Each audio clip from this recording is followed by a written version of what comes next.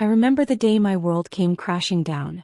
It was a chilly Friday morning in Chicago, the kind where the wind whips through the skyscrapers and makes you feel like the city itself is testing your strength. I had just finished my third cup of coffee when I saw the email pop up on my screen. The subject line read, "Pension Status Review, Urgent." My heart dropped before I even clicked it. Something about that word, urgent, felt like a slap across the face. I opened it, expecting some routine paperwork, maybe a reminder to confirm my retirement timeline. Instead, my eyes froze on the words that no loyal employee should ever have to read. "We regret to inform you that due to recent changes in the company's pension allocations, your benefits are no longer available for disbursement." At first, I thought it was some kind of clerical mistake. I had been with Northridge Financial for 23 years. I gave them my blood, sweat, and weekends. I missed birthdays, family cookouts, even my mother's last Thanksgiving because I was finishing up quarterly reports for those executives. My pension was supposed to be my safety net, my reward for surviving the grind of office politics and endless overtime. And now, in one cold paragraph, it was gone. I slammed my laptop shut so hard my coffee mug rattled on the desk. My hands trembled as I whispered, "No, this can't be real." My chest tightened and I swear I could hear the blood rushing in my ears. Losing that pension meant losing the life I had planned for myself. It meant the small house in Springfield I had put a down payment on was now out of reach. It meant I might not even be able to afford the medication my doctor told me I'd need for the rest of my life. My name is Marilyn Carter and I'm 51 years old. And what I'm about to tell you is a story of betrayal, corruption, and the fight of my life against the very people I once trusted. Before I dive in, let me ask you this. Where are you watching this video from? Drop your city in the comments right now because I want to know where my voice is reaching. And please, if you've ever been wronged by someone in power, like and subscribe. It lets me know I'm not alone. I didn't know it at that moment, but this email was just the beginning. What started as confusion would unravel into a storm of deceit so wide and so dangerous that I would question everything I thought I knew about loyalty, friendship, and survival. After I caught my breath, I forwarded the email to HR. My subject line was blunt. "What is this? Clarify immediately." While waiting for a response, I walked to the bathroom, splashed water on my face, and looked at myself in the mirror. My reflection looked back with tired eyes, crow's feet deepening from decades of fluorescent lights and stress. I muttered, "You've given them everything. How could they do this?" I didn't get a reply until Monday. HR sent a short message full of legal jargon that basically said my benefits were redirected under a new internal restructuring. No explanations. No apologies. Just one line at the bottom. "Please consult your direct manager for further details." That's when my suspicion began. Because my direct manager, Frank Dalton, was the kind of man who smiled like a shark. On the surface, he was charming, always patting people on the back and telling them they were part of the family. But under that polished exterior, he was ruthless. Everyone knew Frank got his promotion not because he earned it, but because he was the executive's yes man. I scheduled a meeting with him that same afternoon. When I walked into his glass-walled office on the 32nd floor, he was already waiting with a smug smile. "Marilyn, take a seat," he said, motioning to the leather chair across from him. I sat down, trying to steady my voice. "Frank, I got this email about my pension. Says my benefits are gone. That has to be a mistake, right?" His smile didn't waver, but his eyes flickered. Just for a split second. "Ah yes, the restructuring," he said smoothly. "You know how it is, Marilyn. Times are tough. The board had to make some difficult decisions." I leaned forward, my pulse pounding. "Difficult decisions? Frank, I've worked here for over 2 decades. My pension isn't some bonus, it's mine. I earned it." That's when his smile dropped. He laced his fingers together and lowered his voice. "Marilyn, I'd advise you not to stir the pot on this. What's done is done. You don't want to risk your current position over paperwork." Paperwork. That's what he called my future. My survival. My dignity. I left his office shaking, anger boiling in my veins. Something was wrong, I knew it. The way he brushed it off, the flicker in his eyes, the sudden shift from fake kindness to veiled threat. It wasn't just restructuring. This was deliberate. Someone up top wanted my pension gone. That night I couldn't sleep. I sat in my apartment in Uptown, staring at the ceiling, replaying every conversation I'd ever had with Frank and the executives. Then I remembered something. A colleague of mine, Teresa, had retired last spring. She told me her pension payout was delayed for months, but eventually she got it. At the time I thought it was just bureaucracy. But what if it wasn't? What if she was just lucky to get hers before they decided to cut people like me off completely? The next morning I called Teresa. She answered groggily, her voice raspy with sleep. Marilyn, it's early. What's going on? Sorry to wake you, but I need to ask. Did you ever have problems with your pension when you left Northridge? There was a long pause. Then she sighed. Oh, Marilyn. I thought I was the only one. My stomach dropped. What do you mean? They delayed my payout for almost 6 months. I kept getting excuses. At one point, they even said the funds were being temporarily reallocated.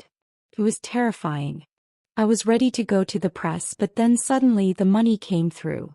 I didn't question it after that, I just wanted to move on. Temporarily reallocated. Those words echoed in my head like a warning bell. I asked Teresa if she still had the emails from HR. She said she might, but she'd have to dig them out. We agreed to meet the next day at a cafe near her house. When I hung up, my hands were clammy. This wasn't just happening to me. It was a pattern. And if there's one thing I've learned in my life, it's this. Patterns don't happen by accident. They happen by design. The next day, Teresa handed me a folder stuffed with printouts of her email exchanges with HR. I flipped through them quickly, my heart hammering. They were full of vague excuses, delays, and references to temporary adjustments. But one email stood out. It was from Frank Dalton himself, sent to HR.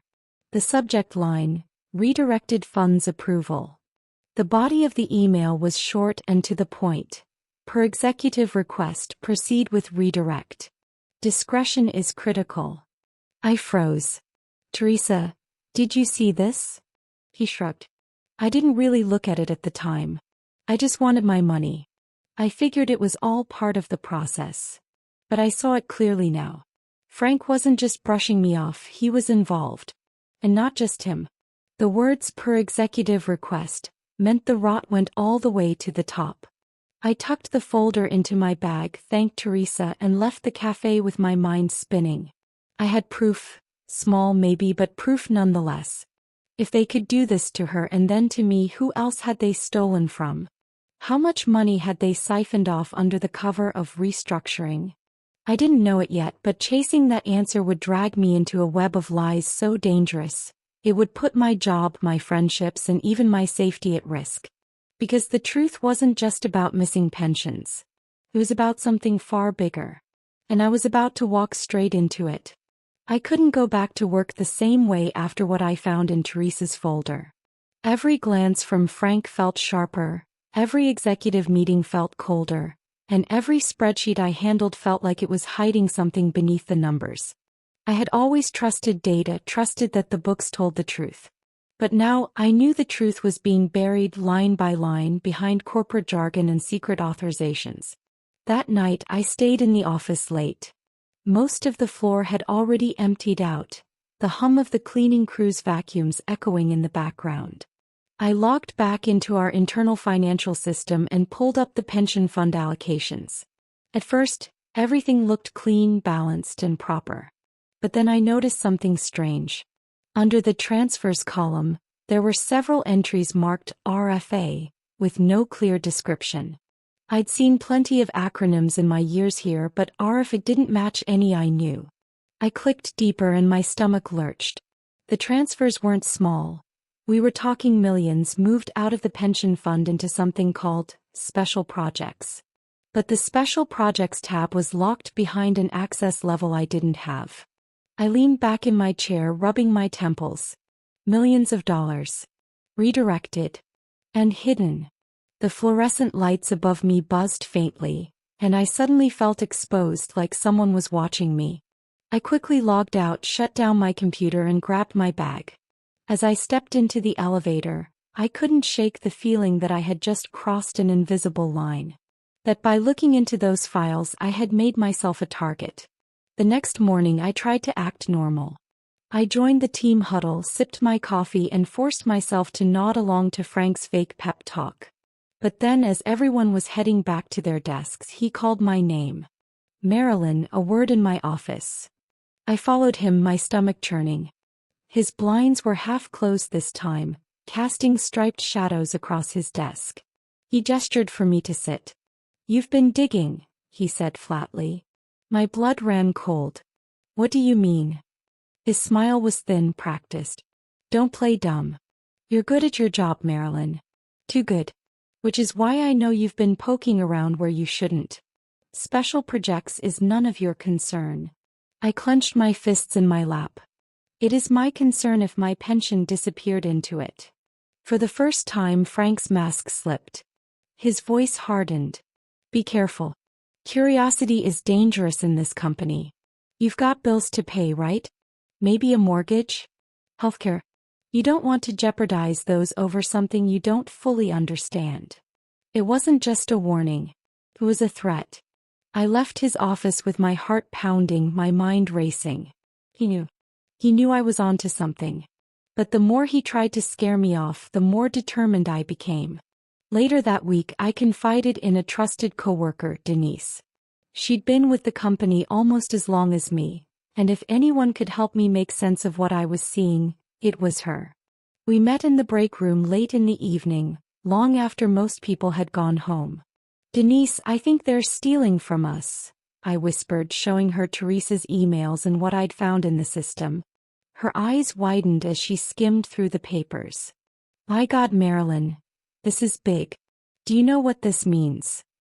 "That they've been embezzling pensions," I said. She shook her head. "It's more than that. Look at these numbers. This isn't just covering their bonuses or slush funds. This is systemic. They've been bleeding the retirement accounts for years, funneling it somewhere else. If this gets out," she trailed off, fear flashing across her face. "Then we stop them," I said firmly, even though my voice shook. Denise bit her lip. "You realize what you're saying, right? If you push this, they'll crush you. People like us don't win against people like them." I looked down at my hands, scarred from paper cuts and years of office work, and thought about all the sacrifices I'd made. Missing family milestones. Giving everything to a company that saw me as expendable. I wasn't going to let them steal my future too. "Then I'll fight anyway," I whispered. Over the next few days, Denise and I quietly gathered information. We pulled reports, printed out suspicious transactions, and pieced together timelines. Every clue made the picture clearer. The executives were systematically draining pension funds under the guise of special projects, moving the money through shadow accounts and likely pocketing it themselves. But we needed more than numbers. We needed undeniable proof, emails, recordings, something that would expose them beyond denial. That's when Denise suggested something that made my skin crawl. "We need to bait Frank into admitting it. Catch him on tape." The thought terrified me. Recording a superior was risky, maybe even illegal depending on how it was done. But at this point, what choice did I have? So I bought a small voice recorder, the kind that could fit in a pocket, and waited for my chance. It came sooner than I expected. The following Monday, I requested another meeting with Frank under the pretense of wanting clarity on restructuring. I slipped the recorder into my blazer pocket before stepping into his office. The conversation started polite, but I pushed harder this time. "Frank, you know this isn't right. People have worked their whole lives for these pensions. How do you sleep at night knowing you've stolen from them?" He chuckled darkly. "Stolen? Please, Marilyn. Don't be dramatic. This is how business works. The board reallocates funds to maximize returns. We're not stealing, we're investing." Investing in what? I pressed. He leaned back, smirking. In ourselves. You think loyalty means anything in this world? The smart ones take care of themselves first. The rest, well, they're collateral damage. My blood boiled, but I kept my face calm. Inside my pocket, the recorder captured every word. When I left his office, my knees were weak, but my spirit burned with new fire. I had him. I had his arrogance, his greed, his confession. It wasn't the whole story yet, but it was the crack I needed to bring the whole facade crumbling down. That night, I played the recording for Denise in my apartment. She covered her mouth, eyes wide. Marilyn, this could ruin him. Maybe even the whole board. Good, I said fiercely. But even as I said it, I felt a chill crawl down my spine. Because deep down I knew Frank wasn't stupid. If he realized I was onto him, he'd fight back. And men like him didn't play fair. The very next day, my suspicions were confirmed. As I walked to my car in the company garage, I noticed something odd. A black SUV was idling a few spaces away, its windows tinted too dark to see inside. When I pulled out, it followed me for 6 blocks before finally turning off. Paranoia set in fast. Were they watching me now? Did Frank suspect I had something on him? Every noise in my apartment made me jump. Every shadow outside my window made me shiver. But I refused to back down. Because this wasn't just about me anymore. It was about every worker who had been robbed, every retiree who wondered why their golden years turned into a nightmare of financial struggle. I was their voice now, whether I wanted to be or not. Denise urged me to go to the authorities, but I wasn't ready yet. Not until I had enough evidence to make the case airtight. So we kept digging. And what we uncovered next would shake me to my core. Hidden in a forgotten folder on the company's shared drive, buried under layers of innocuous reports, was a file labeled simply, Executive Retreat.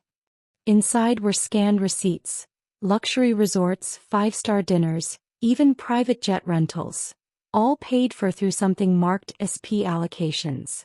Special projects. They weren't just stealing pensions. They were living off them. Funding their lavish lifestyles with the money of people who could barely afford their prescriptions. I stared at the receipts, rage flooding me. These men, these smug executives in their tailored suits, were sipping champagne in Aspen while people like me were left wondering how we'd survive retirement. That was the moment I swore to myself I would bring them down. No matter the cost. But I didn't know yet just how high that cost would be. The black SUV never left my mind. Every time I stepped into the parking garage, I glanced over my shoulder. Every time I walked home from the train, I felt eyes on me. Maybe it was paranoia, or maybe Frank and his executive friends were already tightening the noose. Either way, the fear didn't stop me, it fueled me. Denise and I doubled down. We started meeting in public places to avoid suspicion. Coffee shops, noisy diners, anywhere we could blend into the crowd. I'd carry a plain folder in my tote bag, packed with photocopies of receipts and reports. Denise, ever cautious, would spread the papers out beneath a menu, making it look like we were two old friends catching up over brunch. One night we pieced together something that made my stomach drop. The pension diversions weren't limited to Illinois. Hidden among the reports were transfers labeled with codes tied to other states: Ohio, Michigan, even Texas. It was bigger than our office, bigger than Northridge, Chicago. This was a nationwide operation. I leaned back in the booth, running a hand over my face. Denise, do you know what this means? This isn't just us. They've been bleeding thousands of employees dry across the country. She nodded grimly. Which makes it even harder to stop. We're talking billions here, Marilyn. People don't just walk away from money like that.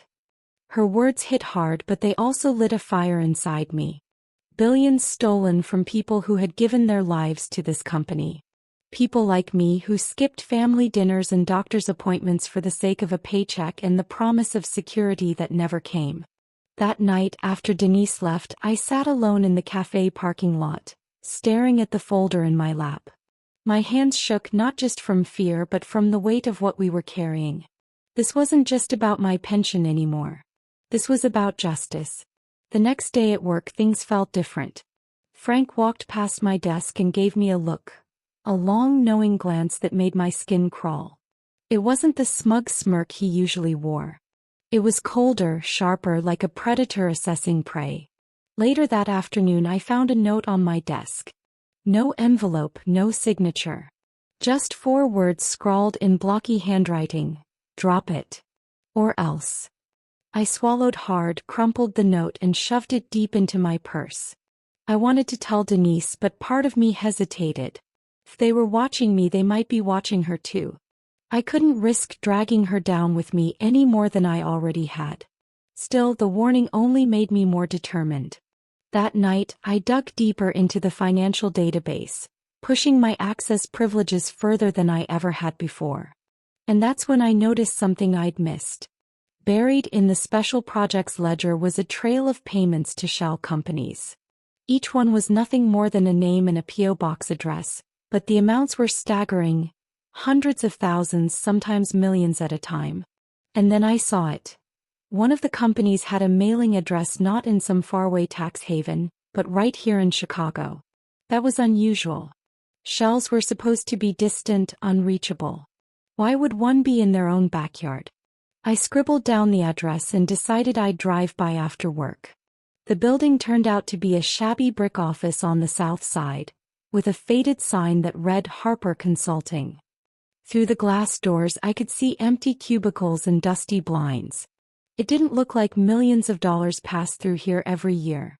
I circled the block 3 times, my heart racing, before finally parking across the street. A few minutes later a sleek black car pulled up. Out stepped none other than Richard Keene, one of Northridge's top executives, a man who made more in bonuses than I made in a decade. He adjusted his tie, glanced around and walked inside. My mouth went dry. I scribbled everything in a notebook, then drove home on autopilot, barely able to breathe. I had proof now, real proof. Executives were personally tied to these shell companies. If I could just connect the dots, the entire operation would unravel. But before I could even plan my next step, the mid-story twist came crashing into my life. The next morning Denise called me. Her voice was shaky, urgent. "Marilyn, we need to talk." "Not here. Not at the office. Can you meet me at the lakefront tonight?" I agreed, but my gut twisted all day. Something in her tone unsettled me. When I got to the lakefront, she was already there, pacing near the water. The sky was streaked with orange and purple, but her face was pale. "Marilyn," she said, clutching my arm, "I need to tell you something before it's too late." "What is it?" I asked, dread clawing at my chest. She looked around nervously, then lowered her voice. "They know everything. Frank knows about the cafe meetings, the receipts, even the recording." My blood froze. "How?" "We were careful." Her eyes filled with tears. "Because of me." I stumbled back. "What do you mean, because of you?" "I didn't have a choice," she whispered desperately. "They cornered me weeks ago. Said they'd fire me, blacklist me, ruin me if I didn't cooperate. They made me report everything you found. Every step we took they knew." The world tilted under my feet. Denise, the one person I trusted, the one person who had helped me, had been feeding them information the whole time. "You betrayed me," I said, my voice cracking. Tears spilled down her cheeks. "I never wanted to. I thought maybe if I played along I could protect you. But they're too powerful, Marilyn. We can't win." I turned away, clutching my bag to my chest as the waves lapped against the shore. My trust was shattered, my ally compromised, and suddenly I felt more alone than ever. But in that moment of despair, something else rose inside me. Bigger. Determination. A voice in my head that said, "They think they've broken you. Prove them wrong." I turned back to Denise, my voice steady now. "Then we outsmart them. If they think they know every move we're making, we'll give them moves they can't predict." Her eyes widened, a flicker of hope cutting through her guilt. "You mean, mislead them?" "Exactly," I said. "If they're watching us, then let's feed them the wrong story, while we gather the real evidence in secret." And just like that, the plan shifted. It wasn't just about uncovering the truth anymore. It was about playing a game of shadows. And if I wanted to win, I had to be smarter, sharper, and braver than I'd ever been. Because the fight had just entered a new level. And the stakes were higher than ever. Denise and I sat by the lake until the street lights flickered on, mapping out our new plan in hushed voices. If she was already compromised, then we had to assume Frank and the executives were monitoring everything. Emails, files, even our conversations in the break room. That meant the only way forward was misdirection. From now on, I said firmly, every folder you carry, every note you take, every conversation you have with me in the office. It's for their eyes, not ours. We'll feed them what they expect to hear. Denise wiped her face, nodding slowly. And the real evidence? We hide it where they can't reach, I said. Offline. Hard copies. Places only I can access. It felt like something out of a spy movie, but this was no fantasy. This was survival. The next morning at work, I put the plan into action. I greeted Frank with a polite smile, even joked with him about the Bears game the night before. When he walked by my desk, I made sure he saw me typing up a timeline of pension irregularities that conveniently led nowhere. Denise, on cue, dropped by with a manila folder full of receipts, all of them harmless expense reports. Meanwhile, the real work happened outside the office. Every night I went home, spread the real documents across my dining table and sorted them into binders. Receipts, transfers, recordings, shell company connections. Each piece carefully logged, each binder labeled with dates and names. I hid the binders in a locked trunk in my closet, behind old sweaters no one ever touched. But the intimidation escalated. The black SUV showed up again, this time outside my apartment. I'd catch it parked at odd hours, headlights off, just sitting there like a silent threat. Once when I came back from the grocery store, I found my door slightly ajar. Nothing stolen, nothing moved, just open enough to remind me they could get in if they wanted. Fear became a constant companion, sitting heavy on my chest even in sleep. But every time I thought about quitting, I pictured the retirees I'd seen at company parties, men and women with gray hair and tired eyes, who trusted Northridge to take care of them after a lifetime of service. People like my friend Teresa. People like me. And I knew I couldn't back down. Then came the breakthrough. One evening, while sifting through another stack of files Denise had quietly passed me, I found an internal memo buried among routine reports. It was marked confidential and addressed directly to the board of directors. The subject line, projected ROI from pension redirect, Q4. My hands shook as I read. The memo openly discussed how much money could be freed up from pension accounts and strategically reinvested through special projects. They weren't even pretending it was accidental. This was deliberate theft, dressed up in corporate language. And there at the bottom were signatures. Real signatures. The board members had signed off on it. It was the smoking gun. I stared at the paper, my heart pounding. With this, there would be no denying it. No hiding behind jargon. They had put their names on the theft. I called Denise immediately. She gasped when she saw it. Marilyn, this is it. This is what we needed. But I didn't feel relief. Not yet. Because having evidence was one thing. Using it was another. How could I expose them without being destroyed in the process? That question haunted me for days. I carried the memo in my purse like a live grenade, terrified someone would discover it. Every time Frank passed by my desk, I held my breath. Every time the SUV followed me, I imagined faceless men dragging me into the shadows. The paranoia got so bad that I started sleeping with the trunk key under my pillow. Then one Friday afternoon, Frank summoned me again. His office door was closed when I arrived. Unusual. He gestured for me to sit, his expression darker than I'd ever seen. Marilyn, he said quietly, I've been hearing things. Dangerous things. I forced a blank face. What kind of things? That you're not happy here. That you've been digging. You know that kind of behavior can end careers, don't you? My pulse raced, but I forced a calm smile. Frank, I'm 51. My career doesn't scare me anymore. He studied me for a long moment, then leaned forward. You're playing with fire. And fire burns everyone it touches. The silence stretched between us like a wire pulled tight. Then he dismissed me with a flick of his hand. I walked out, my legs shaking, but inside I felt something else too, defiance. He knew I was onto him, but he didn't have proof of what I held. And that meant I still had a chance. That weekend I drove out of Chicago to visit my cousin in Evanston. I needed space to think. Sitting on her back porch, sipping sweet tea, I finally admitted to myself what had to be done. I couldn't just keep collecting evidence. I had to prepare to take it public. But how? The media? The authorities? Both options terrified me. Northridge had lawyers, connections, power. They could spin the story, bury it, crush me in court. As I sat there, Denise called. Marilyn, she said breathlessly, you're not going to believe this. I found something else. What is it? She hesitated. An off-the-books account. It's not in the company system, it's in a private bank. And guess who the primary signatories are? Frank Dalton and Richard Keene. My heart skipped. How did you even find that?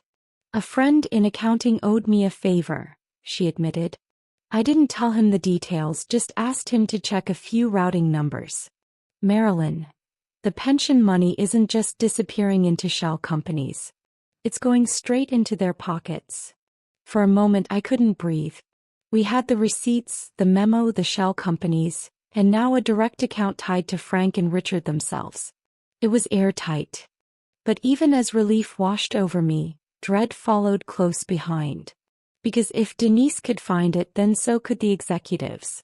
And if they realized how much we knew, they wouldn't just intimidate us anymore. They'd silence us. That night, lying awake in my cousin's guest room, I made a decision. I would prepare for the inevitable showdown. I would gather everything, organize it into a single, undeniable package, and be ready to drop it in the public sphere if they tried to come after me. Because this wasn't just a fight for my pension anymore. This was a fight for every person who had ever been cheated by Northridge. And I was ready to burn the whole house down if that's what it took. The Monday after my weekend in Evanston, I walked into the Northridge building with my head high, but my gut twisted into knots. The glass lobby gleamed as always, polished floors reflecting the corporate logo overhead like some shrine to wealth and power. But for me, every step across those tiles felt like walking into enemy territory. Things had changed. I could feel it in the air, in the way people looked at me. Some glanced quickly away when I passed. Others whispered in the break room, their voices dropping when I walked in. It didn't take long to figure out why. Around noon, my inbox pinged with a company-wide memo.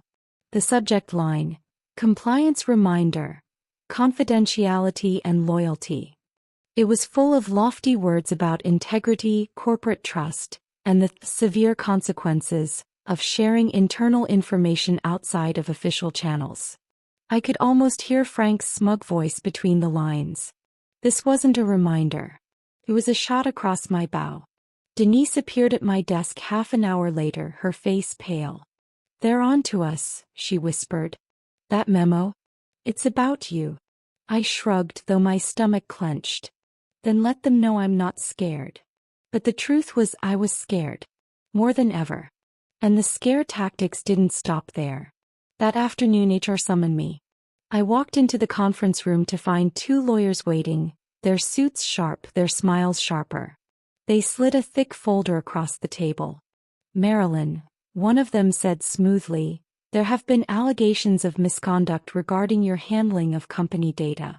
We'd like you to sign this non-disclosure agreement immediately to prevent further misunderstandings. I opened the folder. It was full of legal jargon, but the message was clear. If I signed, I'd be gagged. No more speaking about pensions, no more digging. And if I refused, they threatened termination and possible legal action. I closed the folder calmly, though my hands trembled beneath the table. I'm not signing anything without my lawyer, I said. The two men exchanged a glance, then packed up their briefcases. Very well. But be advised, Marilyn. The board doesn't look kindly on disloyalty. Disloyalty. That's what they called it when you dared to defend yourself against theft. After they left, I sat alone in that cold room, staring at the walls until the clock ticked past 6. My job was hanging by a thread. My reputation too. But if I'd learned anything from Frank's veiled threats, it was this. The more they tried to silence me, the closer I was to the truth. That night, I went home and worked for hours, compiling the evidence into a single binder. I labeled it life insurance, because that's what it had become. My protection if they tried to destroy me. I made 2 copies. One locked in my trunk, the other hidden in a deposit box at a credit union outside the city. If anything happened to me, I wanted the truth to survive. But the harassment didn't stop. The next week, I found my desk trashed when I arrived at work. Papers scattered, drawers pulled open, my framed photo of my parents smashed face down on the carpet. Security claimed they saw nothing on the cameras. I knew better. Later that day, Denise found me in the stairwell, tears in her eyes. They cornered me again, she said, her voice breaking. Frank himself this time. He said if I don't hand over everything you've been working on, I'll be out by the end of the month. I took her hands in mine, squeezing hard. Denise, listen to me. Don't give him anything real. Not one scrap. We've come too far. She nodded shakily, but I could see the fear hollowing her out. She was hanging on by a thread, and I knew I had to protect her too. By Thursday, things escalated even further. As I walked to my car, 2 men I didn't recognize blocked my path. They wore dark suits, their faces blank. One of them leaned in close and murmured, "Accidents happen, Marilyn. You should be careful." My blood turned to ice. I got into my car and drove straight to Denise's apartment, shaking all the way. When she opened the door, I collapsed onto her couch, gasping. They threatened me. 2 men in the garage. They're getting desperate. Denise covered her mouth, horrified. Marilyn, you can't keep this up. They'll hurt you. I shook my head fiercely. If I stop now, they win. And I can't live with that. We sat there in silence for a long time, the weight of it pressing down on us both. Then Denise whispered, "What if we don't have to do this alone?" I frowned. "What do you mean?" "There's someone I know," she said slowly. "An old friend from college. He's a journalist now, investigative.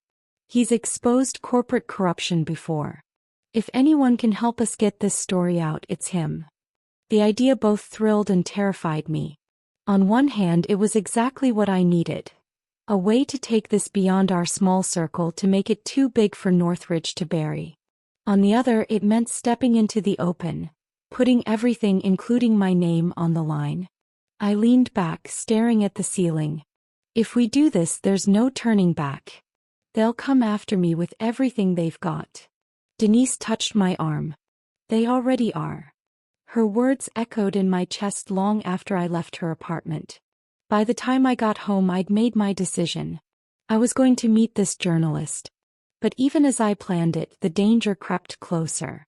The next morning, as I left for work, I found a single bullet casing sitting on the hood of my car. No note this time. No words needed. They wanted me scared. And I was terrified. But I also felt something else, fury. Because if they thought fear would stop me, they didn't know me at all. We met in a crowded diner off Michigan Avenue during the breakfast rush, the kind of place where the clatter of plates and hiss of the griddle created a natural wall of sound.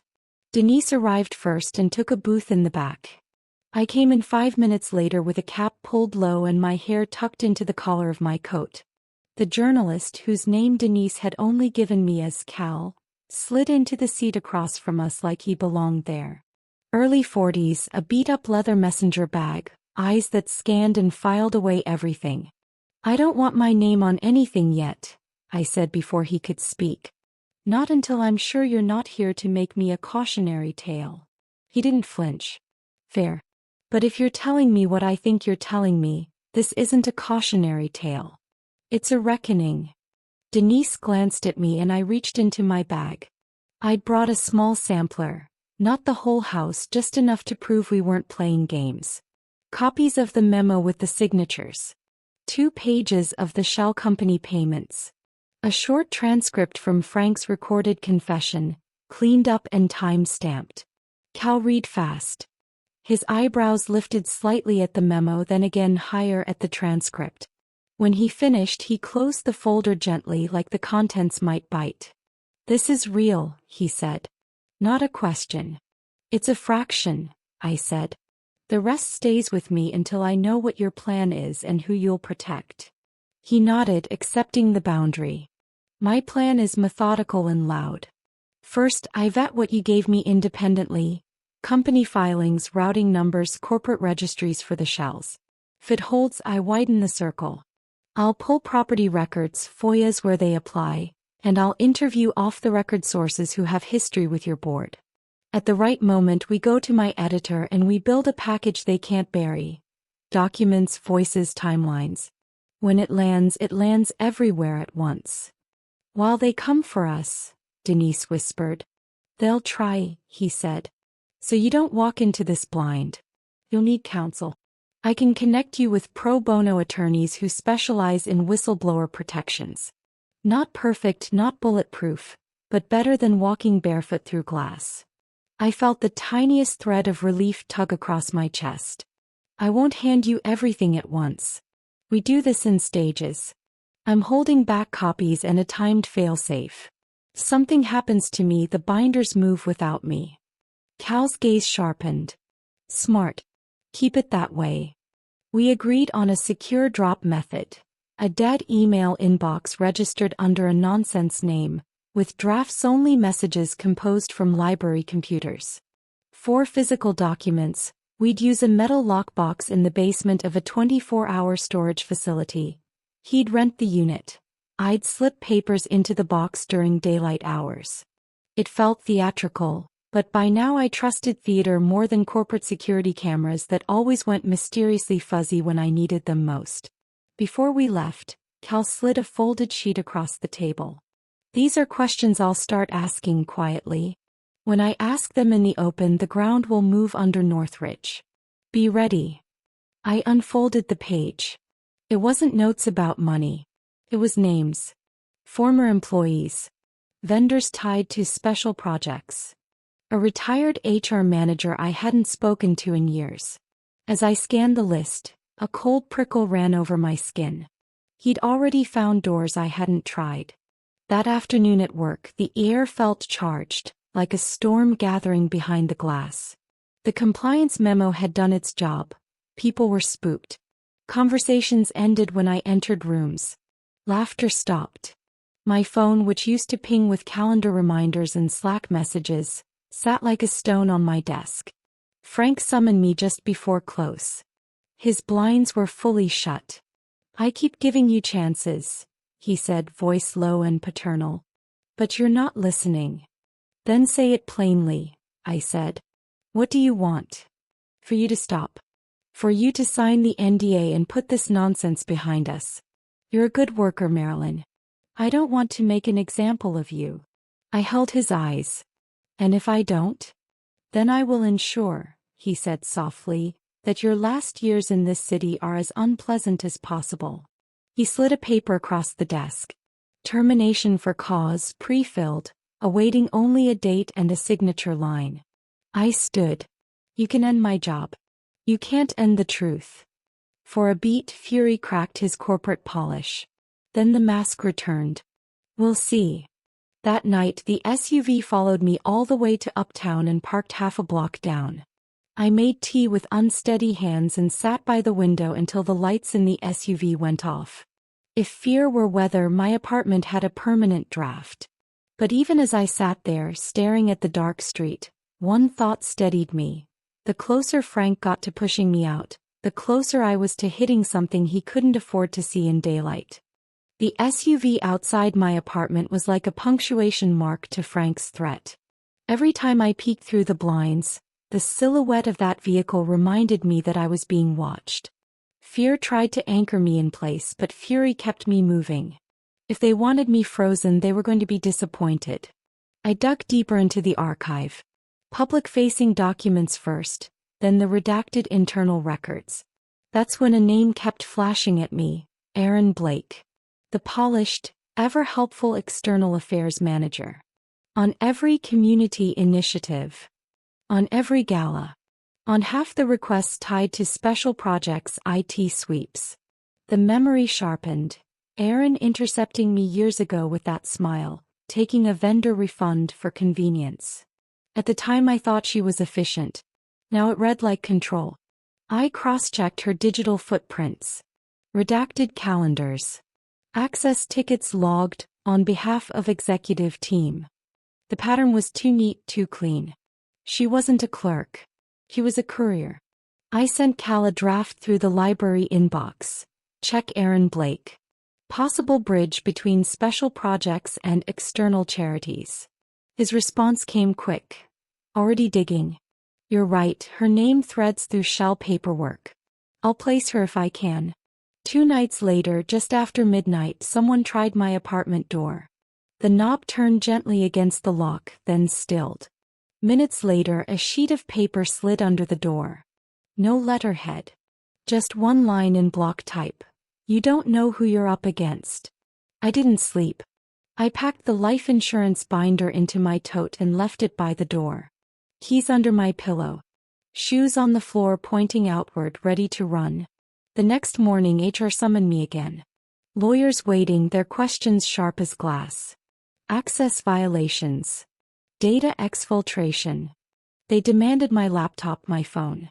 They wanted me gagged with the NDA. I smiled thinly. I'll comply with legal requirements. I won't sign away my rights. They didn't like that. By lunch, my network access was locked. Denise texted from a personal account. They're burning you. Assume everything digital is tainted. I made my move. I walked out of the building at 2 in the afternoon, found a CVS, bought a prepaid flip phone with cash. In the bathroom stall, I texted Cal the number and removed the battery. By dusk, I'd driven fresh documents to the storage lockbox, sliding them in under flickering fluorescent light. A man in a blue jacket passed me in the corridor, looking too long before walking on. My skin crawled until I hit open air. The next morning, Cal called the prepaid. 2 updates. First, your shell company PO boxes? They're all managed under a Delaware umbrella trust. Controlling interest belongs to your board chair's spouse. My heart lurched. So the circle closes. It tightens, he said. Second, I got a partial donor ledger from the police charity gala. Anonymous donations spike exactly when your pension fund drains. And there's a restricted gift, seed money for a municipal pension efficiency pilot. Looks like PR cover for theft. My throat went dry. They weren't just stealing pensions. They were laundering the theft as public service. That afternoon, Aaron emailed me directly. Planning call for upcoming charity initiatives tomorrow. Join us in conference room C. Casual chat.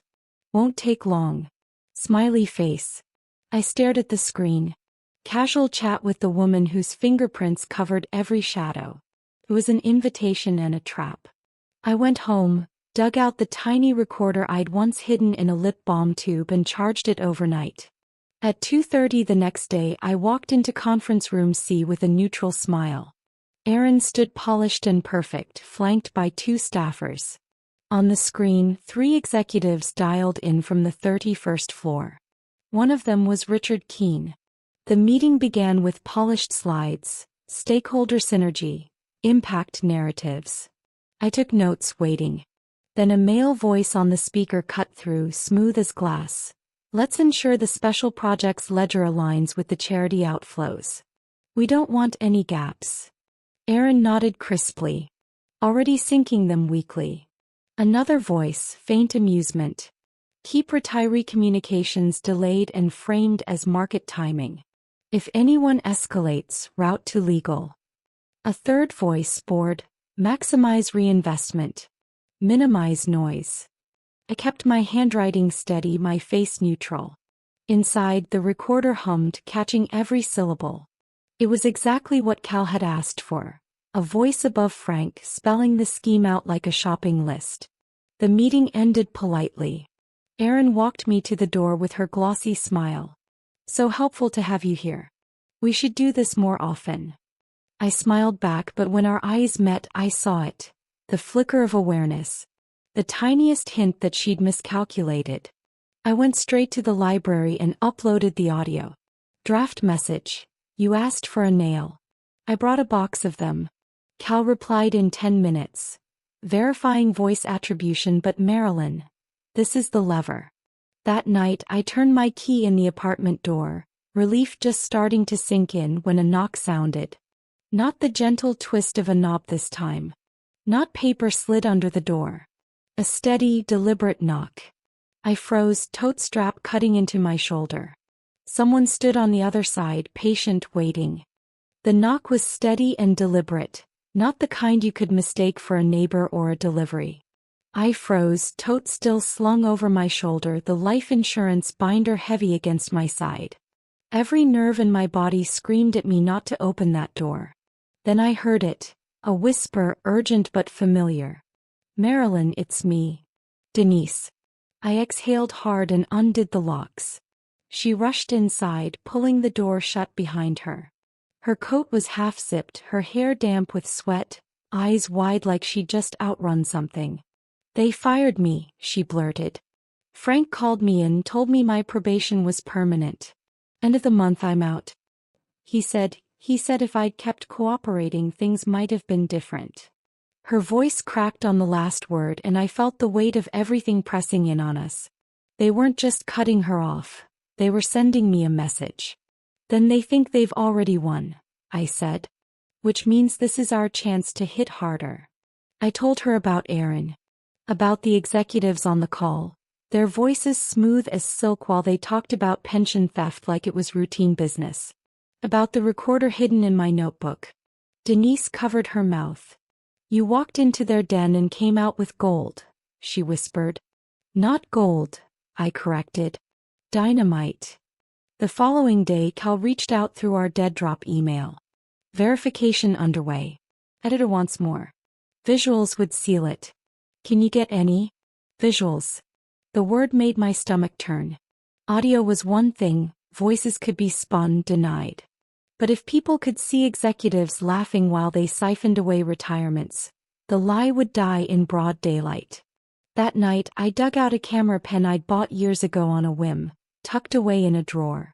It felt almost absurd, but as I clipped it to my notebook I realized how much of my life had already shifted into absurdity. 2 days later I joined another charity planning session. Erin's smile was perfect, but her eyes were sharper than before. She sensed something, maybe not what, but enough to put me on edge. The executives dialed in again, the same rehearsed charm. But then one of them laughed, saying, as long as Special Projects keeps funding our retreats, I'll keep raising a glass. Best ROI we've engineered yet. Another chimed in, and the public loves it. Charity, scholarships, photo ops. They'll never know the difference. I kept my pen angled toward them, steady as my pulse tried to rattle out of my chest. When the meeting ended, Erin touched my arm lightly. So good to see you at these, Marilyn. You really do pop up everywhere. Her smile was sweet, but the flicker in her eyes told me she wasn't fooled. That night I uploaded the footage to Cal through our library inbox. His reply came quickly. This is it. My editor's on board. We'll prep a draft piece. Off the record, your voice only. No name yet. And I stared at the words for a long time. This was the line. Once I said yes, there was no going back. I typed, I'm in. Denise came over that evening with takeout and shaky hands. What if they come for you harder? What if they drag your name before you're ready? They already are, I said, thinking of the SUV, the bullet casing, the notes under my door. At least this way I hit first. She looked at me like I was made of steel. I didn't feel like steel. I felt like glass, but glass can cut when it shatters. The off-the-record interview with Cal happened in another diner on the far edge of Chicago, where the city lights gave way to quiet suburbs. He looked different, beard gone, baseball cap pulled low. We ordered coffee and he set a recorder between us. "Just your story in your words," he said. "It anchors the evidence. Without it we have data. With it we have a human face." So I told him everything. The email that shattered me. The years I sacrificed for Northridge. The way Frank smiled like a shark when I confronted him. Teresa's near loss. The SUV. The binders in my closet. By the time I finished, my throat was raw, but the weight I'd carried for months felt lighter. Cal leaned back, tapping the recorder gently.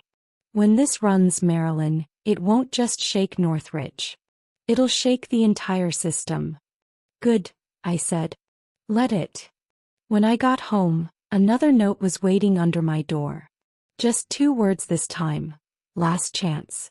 I crumpled it in my fist and tossed it into the trash. Their last chance had already slipped away. But the executives weren't finished.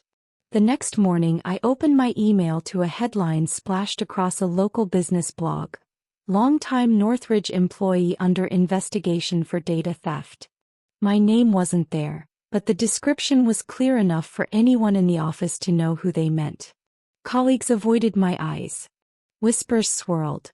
It was their smear campaign right on schedule. I forwarded the link to Cal.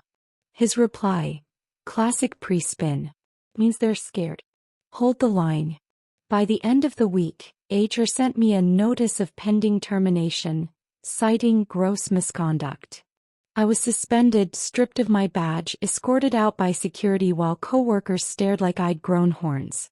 I kept my head high, even as humiliation burned my throat. Outside, the SUV was waiting again. But this time, instead of turning away, I walked right past it, daring them to make a move. They didn't. The engine stayed running, silent and watchful. That night, Cal called the prepaid. "The editor's ready. We drop in 2 weeks. Audio-video documents. It's airtight. But Marilyn, I won't lie. Once it's out, your life changes forever." I thought about my pension. My lost house in Springfield. My decades of loyalty. My colleagues who would retire into poverty if this never came to light. "Then let's burn it down," I said. 2 weeks. That was all I had to prepare. 2 weeks to protect myself, to brace for the storm, to ready the final nail in their coffin. But what I didn't know yet was that Northridge wasn't going to wait. They were about to strike first. They didn't wait the 2 weeks. 3 days after my suspension, a courier knocked at my door with a thick envelope and a rehearsed smile.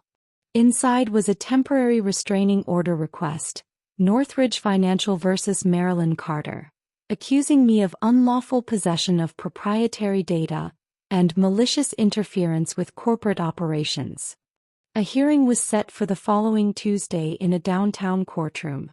I read the pages twice, my hands steady in a way they hadn't been for months. If they wanted a public stage, they just handed me one. I called Cal from the prepaid on the fire escape, the city humming below. "They're pushing me into court," I said. "Tiro hearing Tuesday." "Good," he replied, voice calm. "A courtroom is a public record machine. Judges hate PR theater. Bring the memo with signatures, the audio transcripts, the video of the best ROI we've engineered, line. I'll bring an attorney who knows whistleblower law and a witness you haven't met yet."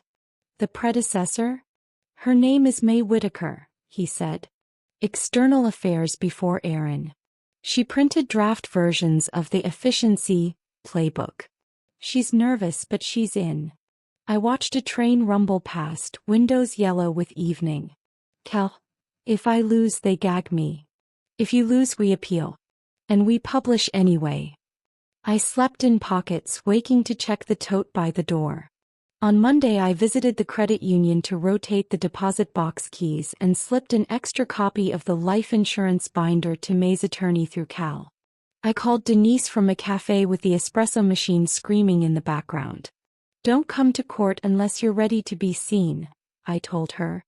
"I'm ready," she said, voice thin and brave. "I won't hide anymore." Tuesday came gray and raw, wind dragging at my coat as I crossed the Daily Center Plaza. The lobby smelled like paper and old coffee. I found Cal near the elevators with a woman in her early 50s who wore her caution like an accessory. "Marilyn, this is May," he said. She shook my hand and held on a second longer than strangers do. "I'm sorry," she said. "I should have come forward earlier." "You're here now," I told her. "That counts." In the small courtroom, Northridge arrived as if for a board photo. Tailored suits, smooth expressions, a legal team with silver cufflinks. Frank took a seat behind them, his smirk dialed down to respectful neutrality. Erin slipped in and chose a bench near the aisle, phone face down on her lap. I felt the old heat rise in my throat and willed my heartbeat into a steady drum. The judge, a woman with a clean gaze and a stack of cases that could have leveled a city, took the bench and called us to order. Northridge's lead counsel stood first, as if eager to own the oxygen. "Your Honor, this is a straightforward matter. Ms. Carter improperly accessed confidential systems, removed documents, and is now threatening to disseminate them to harm our client's business." My attorney, a compact woman with a voice like a scalpel, rose. "Your Honor, Ms. Carter accessed systems she used for 23 years. The documents are evidence of a crime, the redirection of pension funds into shell companies and vanity expenditures." She set our binder on the lectern and opened it to the memo. "We will show you board signatures approving projected ROI from pension redirect. We will play audio of executives instructing staff to maximize reinvestment, minimize noise. And we will present a witness who can explain the so-called efficiency playbook." The judge held up a hand. "This is a temporary restraining order hearing, not a trial." She paused, then added, "But if your evidence supports criminal conduct, I will not gag a whistleblower." The room changed temperature. Northridge's counsel glanced back, and for the first time I saw a flicker. Not panic yet, but the premonition of it. My attorney cued the audio. The courtroom speakers were poor, but not so poor they could disguise the tone. Board, entitled, procedural. Let's ensure the special projects ledger aligns with the charity outflows. Keep retiree communications delayed. Maximize reinvestment. Minimize noise. A rustle went through the benches behind us. Erin's shoulders tightened one notch. Frank didn't blink, but a muscle in his jaw worked like a bad hinge. Next, the video clip from the pen camera. The offhand toast to best ROI we've engineered. The chuckle about the public loving scholarships and photo ops. The judge leaned forward, chin in hand. "Who are the speakers?" My attorney named them, careful and precise. "We have independent voice attribution analysis underway, Your Honor. We will supplement." "Witness," the judge said, "may walk to the stand with a dignity that made me ache." She swore in, then told the simple, damning story.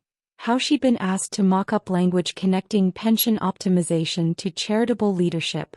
How the drafts were routed through external affairs and finalized above her head. How she resigned after signing a routine NDA and spent months fearing she'd signed away her ability to speak truth. When my attorney asked who had coordinated the drafts, May's eyes went to the gallery, then returned to the judge. The coordination came from Erin Blake at the direction of the executive floor.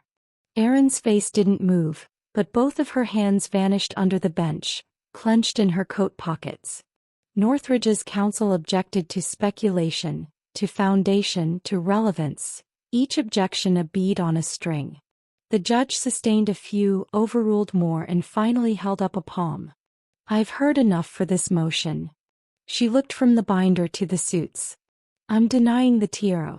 Ms. Carter retains the right to provide evidence to law enforcement and journalists. Counsel for Northridge may pursue the merits in an appropriate forum, but you may not use this court to preemptively muzzle potential evidence of wrongdoing." It wasn't victory. It was oxygen. I sat so still I felt the bench vibrate with my pulse. Behind us, someone exhaled loudly, a sound like a tire releasing air. As we filed out, Frank caught my eye. The smile he gave me had no humor left in it. It was a blade held flat to the light. He leaned close as we passed in the corridor, his voice hushed. You just made the biggest mistake of your life. I didn't answer. I didn't need to. Cal's phone buzzed, then mine, the prepaid. His text flashed, editor greenlit. We go to layout tonight. Drop scheduled for Thursday 7 a.m. coordinated with 2 national outlets and a local TV partner. Brace. We spread out like a unit. Cal to his newsroom, May to her lawyer, my attorney to draft supplemental filings. Denise with me to my apartment to pack a small bag and move the binder to yet another place. The city felt like circuitry at night. Lit nodes, dark corridors, a hum of anxious current. By morning the smear campaign doubled. The same business blog ran a follow-up. Source: disgruntled employee fabricates claims to get even. A second site published a grainy photo of me leaving the courthouse, captioned with unnamed staffer, but tagged with my initials. A third piece hinted at personal issues and disciplinary history, both invented out of air. My phone lit with 2 numbers I didn't recognize and one I did, a distant cousin, texting to ask if I was okay. I typed and deleted a dozen replies, then sent one line. I'm telling the truth. That afternoon Cal called with a new development. We have a TV slot, he said. Thursday morning 7:30. They want to run the story at 7 and follow with live reaction. They're asking if you'll speak on camera with your face in shadow and voice modified. If you don't, we'll use your recorded interview voice only. Your call. I stared at the kitchen wall, a hairline crack I'd never noticed zigzagging up from the baseboard. If I speak, they will know it's me anyway, I said. They probably will, he agreed. But it will also make you harder to erase. I thought of Teresa's 6 months of fear. Of Denise clocking in every day sick with guilt. Of the retirees whose names lived in spreadsheets as numbers instead of elders. I'll speak, I said. But keep the shadow and the voice. Let them do the math on air. We spent Wednesday in preparation. My attorney coached me on landmines. Don't name lower-level staff, don't speculate about criminal charges, stick to what I saw, heard, and documented. Cal refined his timeline until it read like a fuse. May recorded a second statement, shakier than the first but stronger in content. Denise gathered copies of her probation notice and the anonymous notes she'd received after refusing to feed Frank. At 5 p.m., just as the sky bruised purple, my phone buzzed with a number I didn't know. I almost let it go. Then I answered and Erin's voice slid into my ear like ice water. Stop, she said. You don't know what you're detonating. I know exactly what I'm detonating, I replied. There was a small, strangled sound, not quite a laugh. You think this is just Northridge? You think it stops at one company? You tear this open on TV and people much bigger than Frank will make sure you pay for it. You can help me, I said, surprising myself. You can walk into that studio and tell the truth. Or you can be the first name on a list that doesn't end. Silence. Then, I have a family. So do the people whose retirements you helped gut, I said softly. I'm giving you a choice. The line went dead. I stood very still, phone warm against my cheek, the apartment filled with the quiet hum of the fridge and the streetlight flicker through the blinds. At 6:40 a.m. Thursday, I walked into the TV station by a side door with Cal and my attorney. A makeup artist dabbed powder on my forehead even though I would be a shadow on camera. The producer clipped a mic to my collar and pointed me toward a black chair in a dim corner. On the far wall, a monitor showed the opening graphic. Bold letters, the word pensions in a font that looked like a warning sign. 7 a.m. The package rolled. Documents on screen, names blurred just enough to satisfy legal, audio captions marching across the bottom. Let's ensure the special projects ledger aligns with charity outflows. The pen camera clip played next, that awful laugh about best ROI. The anchor's voice was flat with outrage in the way only a trained professional can be. Cal's narration threaded through, clean and deadly.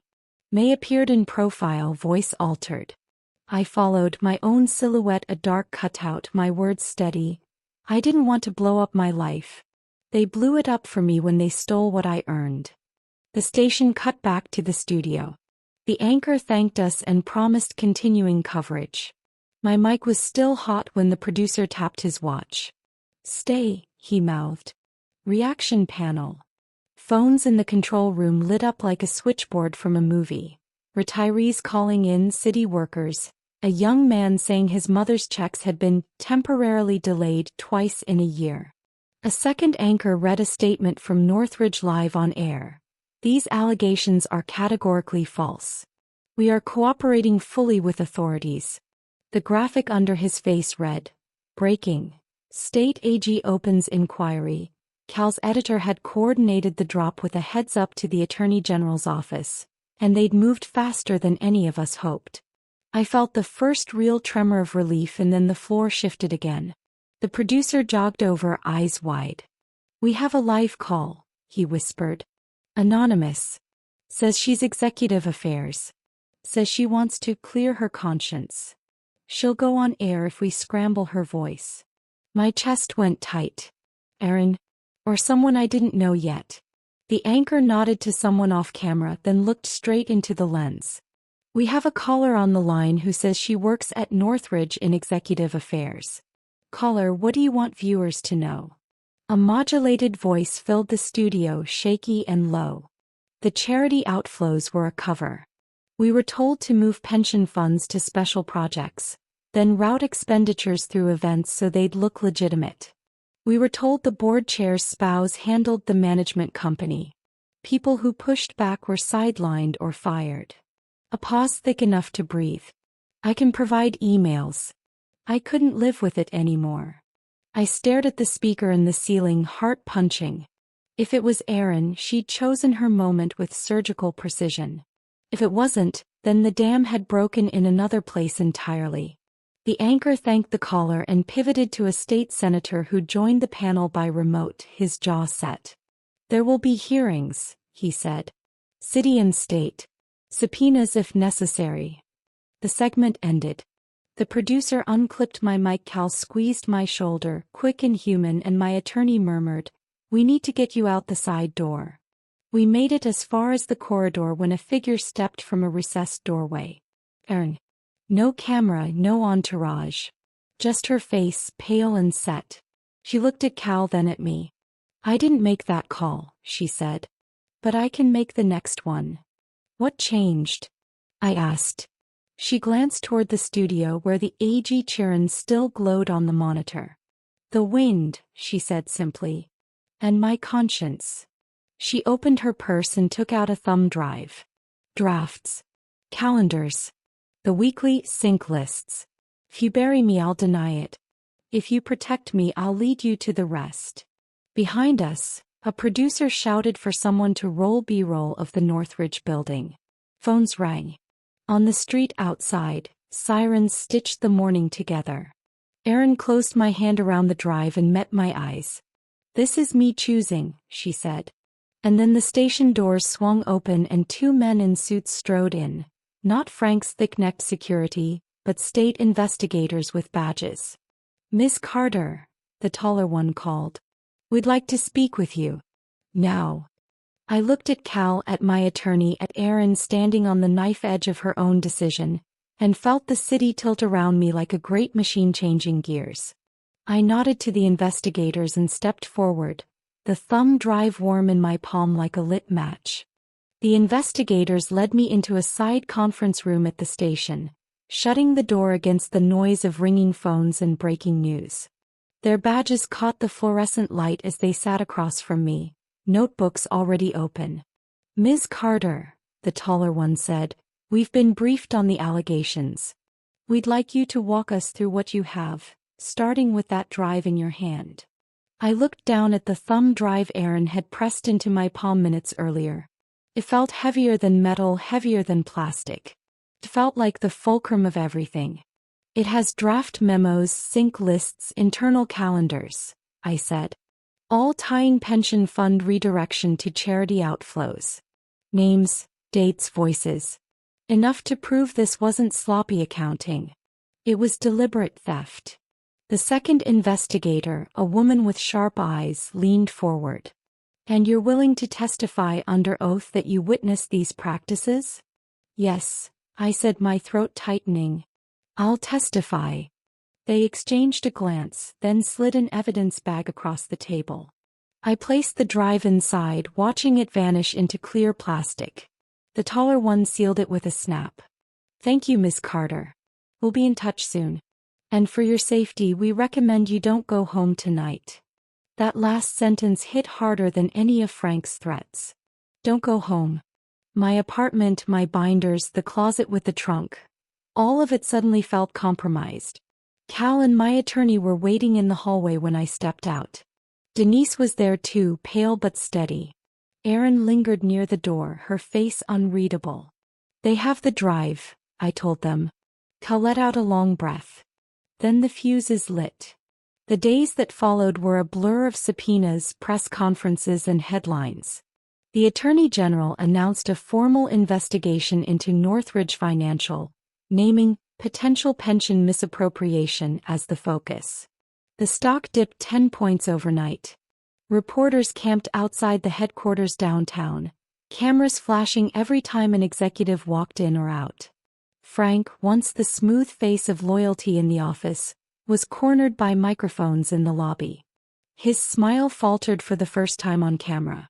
"These allegations are baseless," he said, but his voice cracked just enough to make the evening news montage. Richard Keene vanished for several days, then resurfaced with a team of lawyers and a prepared statement about commitment to transparency. But the documents we'd given the AG made their denials look like tissue in a storm. Every news cycle brought another leak, an expense report, an email chain, a draft memo May confirmed she'd seen before she resigned. And then the subpoenas landed. Erin testified under oath, her polished mask finally cracking. She admitted to processing the IT sweeps, to forwarding redacted calendars, to syncing pension adjustments with charity events. She painted herself as a middle manager caught in a web too big to escape, but her testimony still hammered nails into the executives' coffins. When Frank was called to the stand, the courtroom packed with reporters. He tried to play the loyal soldier, claimed ignorance, framed every order as routine corporate restructuring. But then the audio rolled. Maximize reinvestment, minimize noise, and the smirk drained from his face. It wasn't just a hearing anymore. It was a spectacle. And the public was watching. Through it all, I kept my head down. I met with investigators weekly, reviewed transcripts with my attorney, spoke quietly in closed rooms where my words became sworn statements. But in the outside world, my name was out. Northridge's smear campaign tried to brand me as disgruntled, but the evidence drowned them out. Former employees began reaching out to reporters, telling their own stories of delays, temporary reallocations, unexplained pension shortfalls. I wasn't alone anymore. My voice had become part of a chorus. Denise found her courage too. She gave a statement to the press about her probation, about the threats, about the pressure Frank put on her. Watching her on TV, eyes clear, voice steady, I felt a swell of pride that almost broke me. She wasn't the frightened coworker who once betrayed me under duress. She was a whistleblower in her own right.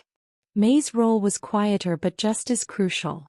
Her documentation of the efficiency playbook linked Northridge to 2 other firms in the consortium Cal had hinted at.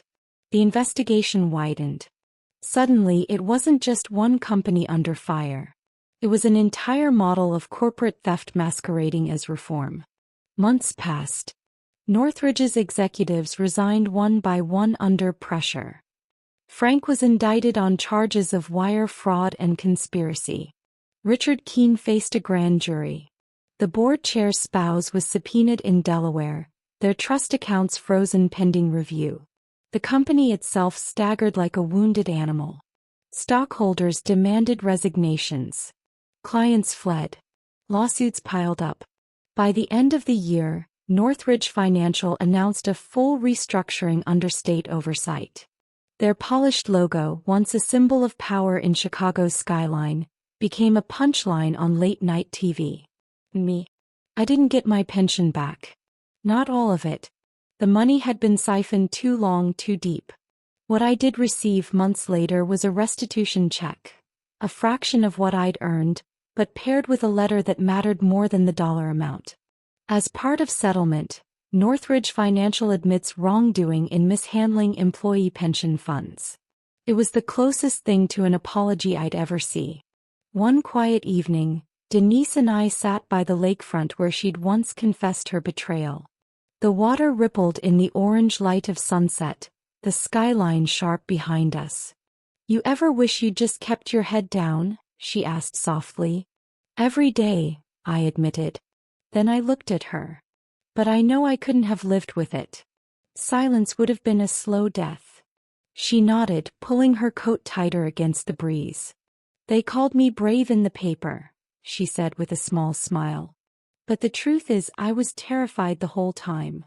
"Bravery isn't the absence of fear," I said. "It's moving anyway." We sat in silence after that, the city humming behind us, the lake whispering at our feet. For the first time in years I felt something close to peace. Looking back now, I realize the cost of what I did. I lost my job, my reputation in certain circles, the comfortable anonymity of being just an employee. But I gained something bigger. A voice. A story. A truth that couldn't be buried no matter how many SUVs shadowed me, no matter how many notes slid under my door. And if I've learned anything, it's this. Corruption thrives in silence. It feeds on our fear, our willingness to look away. But the moment one person says, "Enough," the cracks begin. And cracks, if you press hard enough, can bring down towers. Let me your thoughts about this video in the comment below. What would you have done in my place? And which city are you listening from? Don't forget to like this video and subscribe to my channel to support me. See you in my next video.